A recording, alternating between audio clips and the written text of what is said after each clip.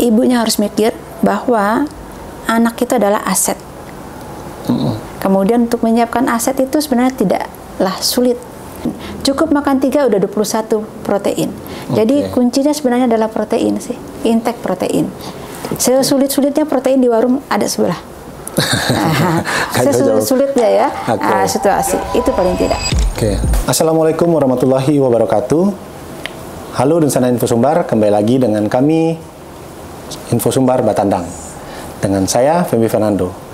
Dan kali ini kita batandang ke Dinas Kesehatan Sumatera Barat, dan pada saat ini kami sudah bersama-sama dengan Ibu Kepala Dinas Kesehatan Sumatera Barat, Ibu Lila Yanwar. Selamat siang, Ibu. Siang. Terima kasih Ibu Lila sudah memberikan kesempatan kepada kami untuk berbincang-bincang. Dan pada siang ini kita mau berbincang-bincang sedikit Ibu tentang stunting di Sumatera Barat. Nah, jadi pemerintah Indonesia beberapa waktu yang lalu mungkin sudah mendengungkan kondisi anak-anak di Indonesia stunting. Nah, sebenarnya stunting itu kondisi seperti apa, Ibu? Iya, jadi stunting itu kan merupakan ukuran daripada berat badan anak terhadap tinggi badan anak. Jadi ketika kemudian seharusnya tinggi badan seumuran itu adalah segitu, kemudian ternyata tidak cukup, nah itu menunjukkan adanya gangguan gizi yang kronis atau lama. Nah, berarti semua tubuhnya termasuk sel otaknya itu juga mengalami masalah dengan gizi.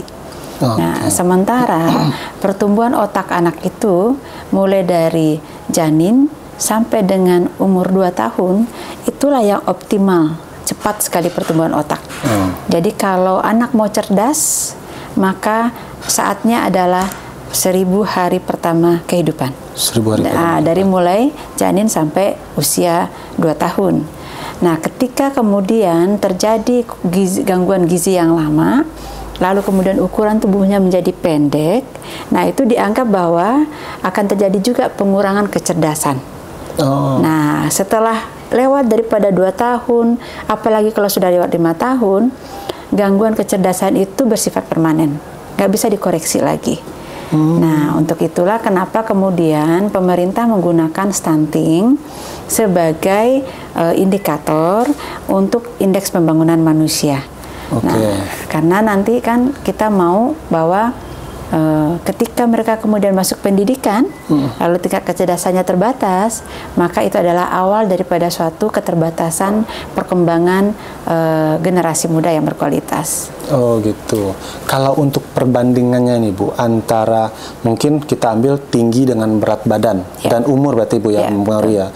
Misalnya umur di 3 tahun, idealnya di umur 3 tahun tinggi anak dan berat badannya berapa Ibu? Ya, itu nanti ada tabelnya ya, ada tabelnya. Kemudian nanti ada deviasinya. Jadi dia deviasi -1, deviasi +2. Nah, itu nanti ada di rank itu. Nah, nanti setiap bulan malah.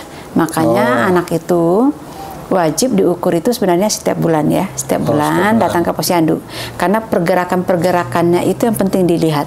Nah, kalau kemudian terjadi selama 2 kali penimbangan berturut-turut tidak naik berat badan misalnya, nah itu sudah wajib diintervensi. Nah, makanya peran posyandu di sini sangat penting. Berarti ada intervensi jika ada kondisi anak yang memang secara 2 bulan berturut-turut tidak naik. Nah, intervensi apa yang dilakukan? Iya, jadi sebenarnya ketika kita mengetahui ada sesuatu gangguan gizi, kita harus cari tahu dulu penyebab utamanya itu apa. Mungkin anak ini sebenarnya makannya baik tadinya ya, kemudian juga tidak ada masalah dengan ekonomi keluarga, tapi tiba-tiba dia infeksi misalnya, kemudian dia diare berulang-ulang. Nah, itu berarti yang diatasi adalah mungkin air di tempat lingkungannya. Nah, itu mungkin yang diatasi. Tapi ternyata anak ini lingkungannya airnya baik gitu ya, tetapi memang buat beli makanan itu nggak ada misalnya. Nah, atau beli makanannya ada sih, tetapi pengasuhnya mungkin bukan orang tuanya karena sibuk bekerja. Mungkin ditinggal sama nenek, mungkin ditinggal sama kakak ya. Lalu pola pemberian makannya nggak baik.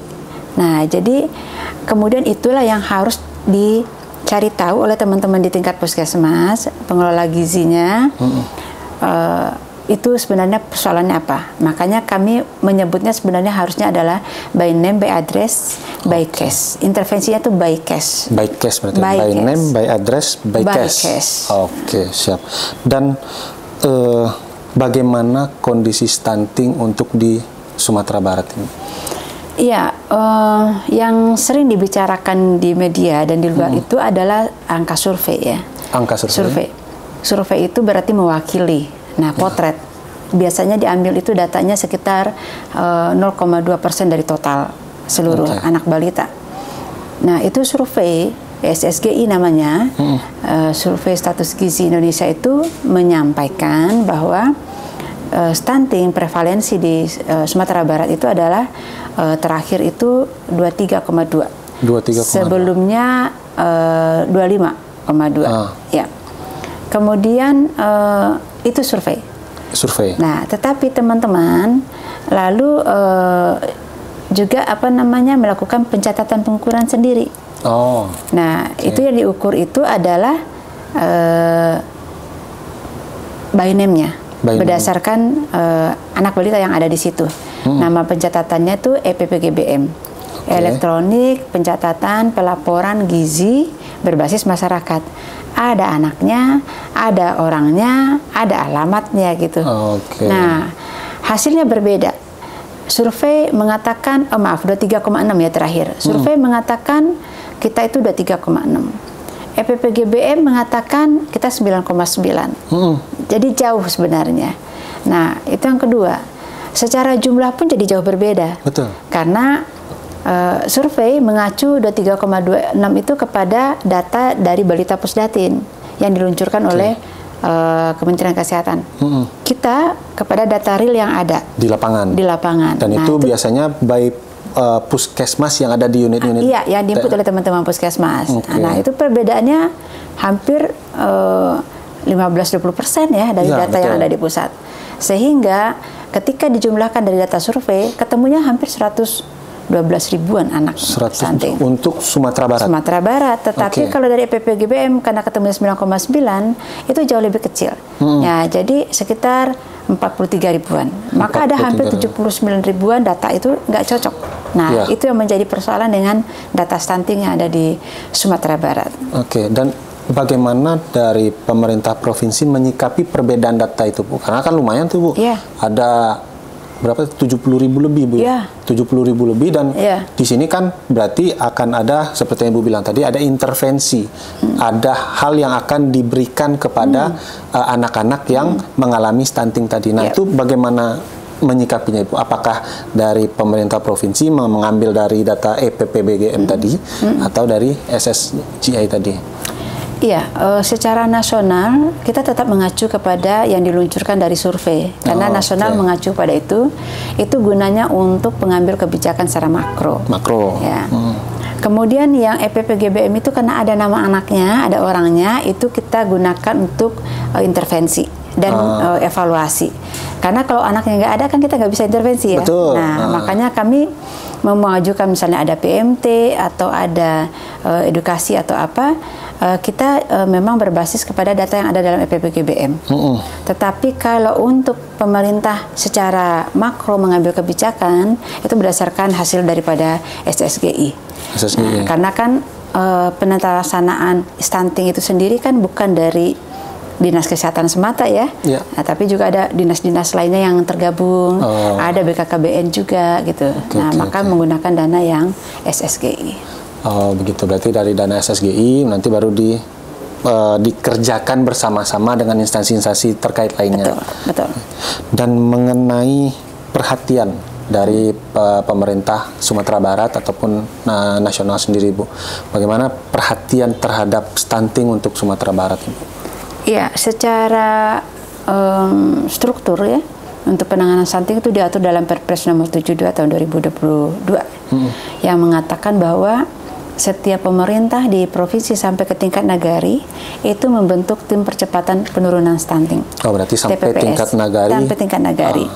semuanya bergabung ke situ. Kalau di Provinsi Sumatera Barat itu ketuanya adalah Bapak Wakil Gubernur sendiri. Nanti ketua hariannya adalah Bapeda justru. Oh, ketua hariannya Bapeda. Bapeda. Nah, baru nanti wakil ketuanya baru ada Dinas Kesehatan, ada BKKBN, ada Pemberdayaan Perempuan. Nah, strukturnya seperti itu. Nanti itu kemudian seperti itu terus sampai ke kabupaten juga, nanti wakil bupati itu yang jadi ketuanya. Nah, kenapa seperti itu? Karena memang ini kerja bersama ya. Maka pemerintah itu nanti akan melakukan staging anggaran itu melalui TPPS. Tadi Nagari. Nanti di situ dibicarakan sama-sama datanya, ada rembuk stunting, kemudian nanti dibahas, lalu nanti berarti plotting anggaran untuk Dinkes itu berapa, kemudian untuk pangan berapa, untuk pemberdayaan perempuan itu berapa, kemudian nanti dan lain-lainnya seperti itu. Nah, untuk pemerintah pusat itu berdasarkan Perpres itu memang anggaran lebih banyak turunnya ke BKKBN, sampai ke KB Kabupaten Kota. DP2KB di kabupaten kota. Karena secara peraturan untuk intervensi di luar kesehatan, sektor kesehatan, namanya intervensi yang sensitif, apakah lingkungan, air, pangan, termasuk yang lain-lain, itu koordinatornya adalah BKKBN. Nah, maka gelontoran dana dari pusat itu sebagian besar ke BKKBN kalau secara peraturan. Nah, kita di kesehatan yang spesifik itu dari APBD yang sebagian besar. Tapi ada juga yang dari PMT, dari pusat juga ada sih. Dan bagaimana koordinasi antar lembaganya, Ibu, sampai untuk pelaksanaan saat sekarang ini? Iya, sebenarnya gunanya tim percepatan penanganan stunting itu untuk wadah koordinasi. Tapi memang kita mungkin belum sampai ke analisis tajam barangkali ya, terkait dengan breakdown tentang analisa yang kemudian kita lihat dampak-dampak dari OPD-OPD yang lain terhadap stunting secara detail dan secara tajam. Mungkin di situ. Tapi kalau wadah koordinasi adalah TPPS. TPPS berarti, Mbak. Dan untuk Dinas Kesehatan Provinsi sendiri, dari segi kesehatannya, berarti apa yang dilakukan dari Dinas Provinsi sendiri, Bu, untuk penanganan stuntingnya? Iya, jadi stunting itu sasarannya sebenarnya mulai dari remaja putri ya. Remaja putri, kemudian calon pengantin, kemudian ibu hamil, kemudian ibu bersalin, bayi, balita gitu ya. Kita bekerja di siklus hidup yang ini, yang 6. 6. Maka kesehatan itu berfungsi untuk pencegahan dan juga penanganan ya. Di pencegahan itu kita mencegah supaya bayi yang baru lahir itu tidak menjadi pendek ya. Nah, BBLR istilahnya. Nah, rata-rata sekian persen kemudian mereka akan menjadi stunting. Nah, bagaimana supaya anak itu tidak lahirnya rendah, berat badannya rendah itu, ibu hamilnya itu jangan sampai anemia dan jangan sampai kurang energi kalori. Nah, bagaimana supaya tidak kurang energi kalori, anemia, mulai dari remaja putrinya jangan anemia gitu. Nah, kemudian Satin bagaimana diberi penyuluhan supaya nanti kalau punya anak itu cara pemberian makannya seperti apa. Jadi mulai dari ASI eksklusif ya, kemudian makanan pendamping ASInya tuh harus adekuat begitu. Nah, kita bekerja tuh di intervensi yang spesifik. Dan ketika kemudian ada angka-angka yang sudah mulai perlu perhatian, underweight atau wasting, kita ada indikator lain ya. Nah, itu kita sudah mulai drill di situ. Nah, itu semua kerjanya di kesehatan. Jadi mau jadi stunting itu menjadi indikator makro atau tidak, kesehatan tuh dari dulu udah begitu kerjaannya, udah menjadi bagian pekerjaan kita. Dan ikut siklus yang tadi dari remaja putri. Ya, kita continuum of care namanya. Kita jadi siklus kehidupan itu kita kawal terus sih sebenarnya. Ya.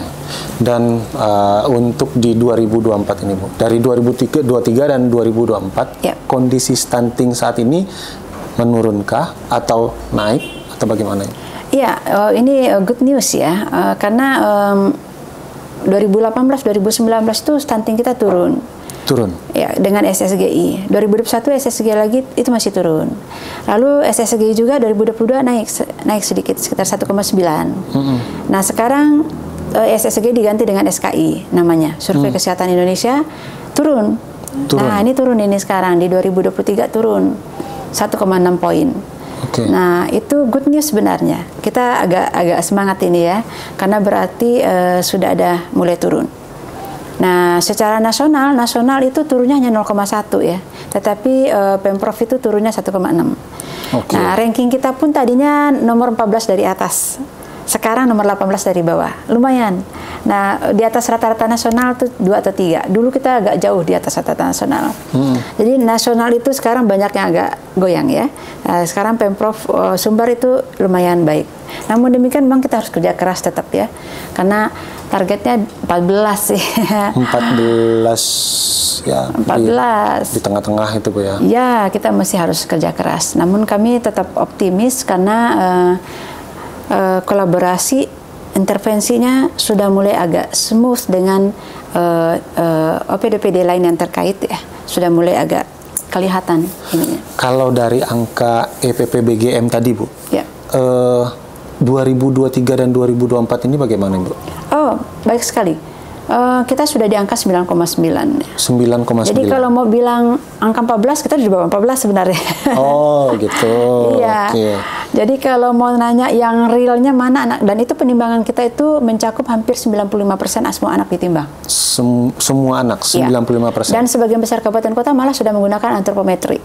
Kadarnya malah juga udah dilatih gitu. Sudah terlatih. Nah, kemarin kita ketemu dengan Pak Menteri, mungkin ada peluang nanti kalau data kita sudah lebih valid lagi, kemungkinan data EPPGBM kita sudah bisa diadop ya.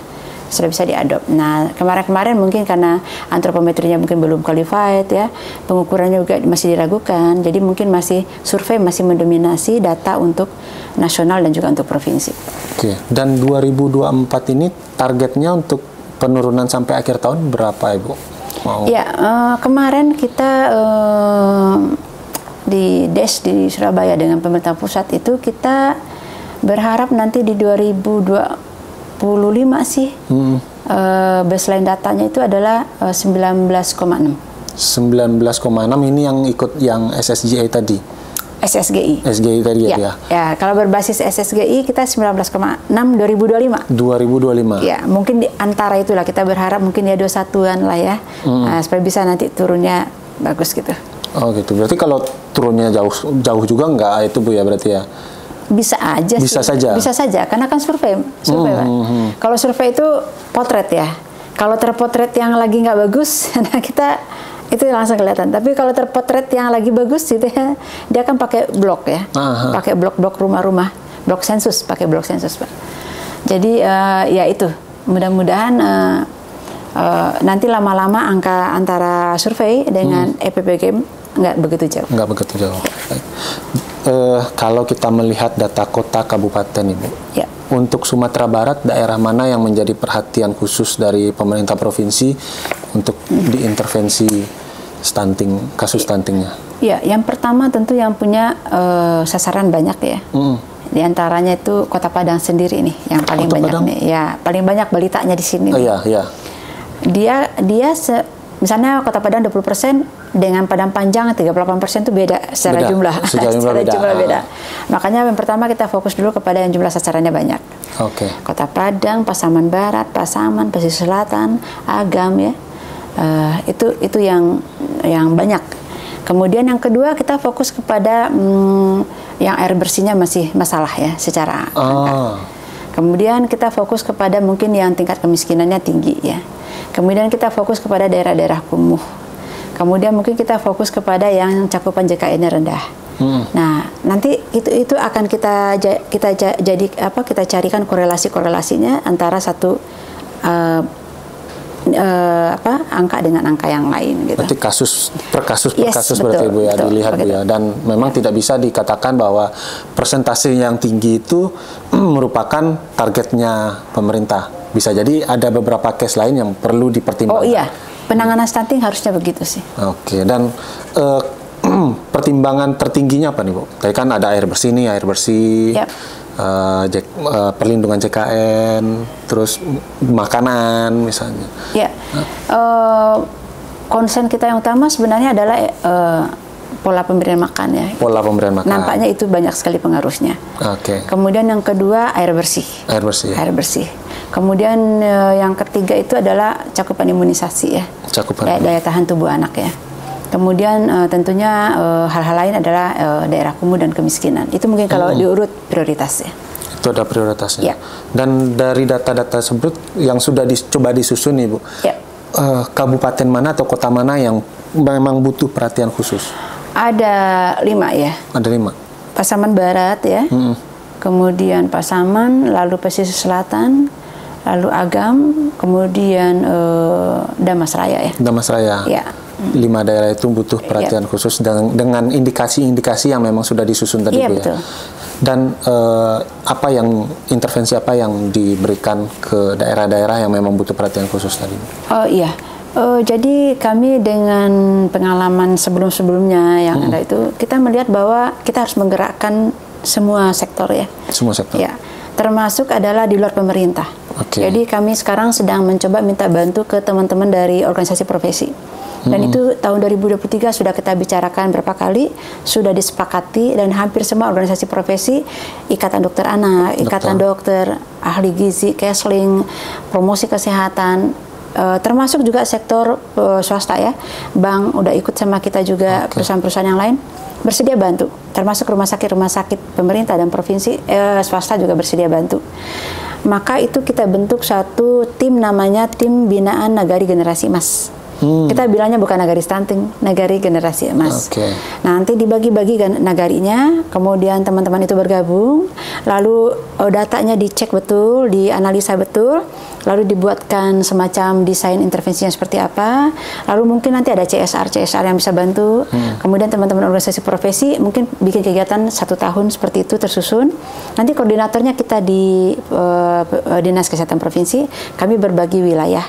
Nah itu sudah di launching tahun lalu sama Pak Gubernur. Sudah di launching, sudah ditetapkan nanti SK-nya oleh Pak Gubernur juga.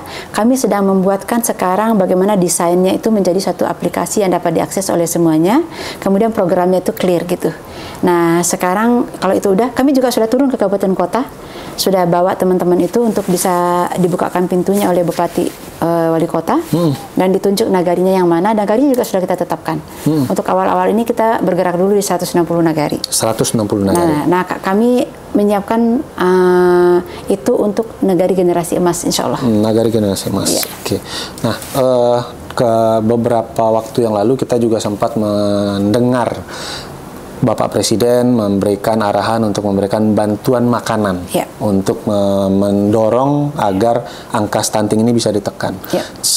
Sejauh mana dampak bantuan makanan ini kepada stunting sendiri? Ya, jadi PMT itu kan yang pertama kandungan gizinya udah dihitung ya oleh Kementerian Kesehatan. Seperti biskuit itu 1 keping itu 5 mg. Nah, anak-anak itu rata-rata butuhnya 10 sampai 15 sampai 20. Sebenarnya kalau dia makan biskuit aja itu udah terpenuhi proteinnya aja. Nah, tetapi tujuan PMT bukan itu. PMT itu bukan menggantikan makanan pokoknya. Nah, PMT itu mengedukasi, kemudian memberikan suplemen tambahan untuk protein dalam bentuk yang siap makan. Nah, tapi sambil jalan kita tetap edukasi bagaimana yang harusnya yang benar itu adalah pola makan anak itu harus benar. Yaitu setiap piring itu harus ada proteinnya. Itu yang penting. Setiap piring? Setiap piring harus ada proteinnya. Mau telur, mau ikan, mau apa tuh wajib ada. Kemudian kita sekarang ini beralih ke PMT lokal. Bagaimana ibu-ibunya bisa menggunakan pangan lokal yang ada di situ. Daerah pantai ya gunakan ikan, ya yang lain telur dan sebagainya gitu. Jadi kita mengedukasi, memindahkan kepada pola PMT pangan lokal. Jadi PMT itu akan efektif kalau diikuti oleh pemberian bahan makanan pokok yang juga baik. Dan berarti secara tidak langsung juga perekonomian lokalnya juga ikut berdampak dari program PMT tadi dan penanganan secara lokalnya untuk stunting sendiri mereka juga berjalan begitu Ibu ya. Betul. Dan bagaimana kondisinya? Nah, kondisi dari 2024 ini ketika sudah dilakukan pemberian makanan tambahan tadi. Iya, yang pertama yang jelas itu adalah bahwa tingkat pemahaman keluarga ya, itu sudah mulai baik. Nah, rasanya di Sumatera Barat nggak ada yang nggak bisa beli telur aja kali ya. Setidak-tidaknya itu. Nah, telur itu kita bilang harganya sampai miliaran. Kenapa begitu? Begitu misalnya anaknya proteinnya cukup, tidak stunting, otaknya pintar, nanti mau masuk ke dokteran, mau masuk ke apa tuh nggak perlu bayar. Begitu dia udah jadi dokter, misalnya ini contoh dokter ya, misalnya udah jadi dokter spesialis apa itu, income pendapatannya banyak. Maka nanti kan kita yang diukur itu kan sebenarnya adalah IPM. Salah satunya kan income per kapita per tahun per orang rata-rata ya. Nah kalau misalnya otaknya cerdas, kemudian dia menjadi manajer ya, atau menjadi dokter spesialis atau menjadi apa saja ya, yang pintar-pintar lah begitu, yang profesor atau apa ya, nah, kan pendapatannya besar. Nah kita mengedukasinya kayak gitu. Nah itu akan membuat pola pikir ibu-ibu itu jadi berpikir bahwa telur ikan itu nilainya miliaran. Nah jadi dibelinya cuma 2.000 3.000 telur sekarang itu ya. Nah nanti akan berdampak miliaran. Ibunya nggak perlu khawatir lagi menyediakan uang untuk masuk sekolah swasta yang ratusan juta begitu. Nah nanti kalau udah jadi orang dia gajinya gede gitu. Nah itu cara emang edukasi. At least paling tidak itu yang bisa dikerjakan untuk merubah pola pikir keluarga. Oke, berarti dari program ini juga berusaha untuk merubah pola pikir agar pola konsumsinya juga berubah di rumah tangga. Itu yang paling penting karena sehat itu adalah dari keluarga sendiri. Jadi kita membuat masyarakat itu sebenarnya jangan tergantung kepada pemberian makanan. Ini harus mandiri untuk sehat sih. Oke, terakhir paling ini Bu. Apa saja upaya terkecil dari segi rumah tangga untuk mencegah stunting sendiri Bu? Yang pertama, ibunya harus mikir bahwa anak itu adalah aset. Kemudian untuk menyiapkan aset itu sebenarnya tidaklah sulit. Cukup dengan harus berupaya agar anaknya makan sesuai dengan makanan bergizi. Dan makanan bergizi itu bukanlah mahal. Tapi yang penting harus ada perhatian keluarga untuk itu. Maka intinya dalam keluarga itu ada makanan yang beragam, bergizi, disiapkan untuk anaknya khusus. Dan pastikan itu dimakan oleh anaknya. Insya Allah anaknya akan sehat, otaknya cerdas. Paling kecil keluarga harus memikirkan itu. Dan sederhananya tadi telur Ibu ya? Sederhananya telur aja. Itu satu telur mengandung 7 mg. 7 mg protein. Cukup makan 3 udah 21 protein. Jadi kuncinya sebenarnya adalah protein sih. Intake protein. Sesulit-sulitnya protein di warung ada sebelah. Sesulit-sulitnya ya situasi. Itu paling tidak. Dan bagaimana mungkin dari Dinas Kesehatan Provinsi berpesan kepada masyarakat untuk ikut mencegah stunting bersama-sama Ibu? Ya, mungkin yang pertama ya bagi keluarga bahwa perhatikan 1000 hari pertama kehidupan.